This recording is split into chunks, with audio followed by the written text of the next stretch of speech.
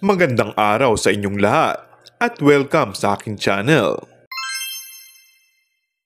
Lalong pinainit naman ng summer nang What's Wrong with Secretary Kim actress na si Kim Chiu matapos niyang ibahagi ang kanyang mga bikini photos. Suot ang isang pink bikini ay hindi nagpaawat ang aktres sa pagbilad ng kanyang hot body habang nakatayo at nakasandal sa isang puno sa isang beach. Still on 419 high, caption niya na tila hindi pa nakaka-move on sa kanyang birthday noong April 19. Samantala, halos lahat ng mga kaibigan at pamilya ni Kim ay iisa lamang ang hiling sa aktres, lalo na ng ama nito.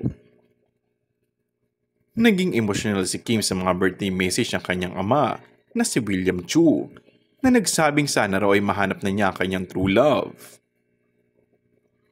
Samantala, ayon sa source, ay nagkakilala na ang ama ng aktres at ang aktor si Paolo Abilino nang magkaroon rin umano ng chance na makapag-bonding.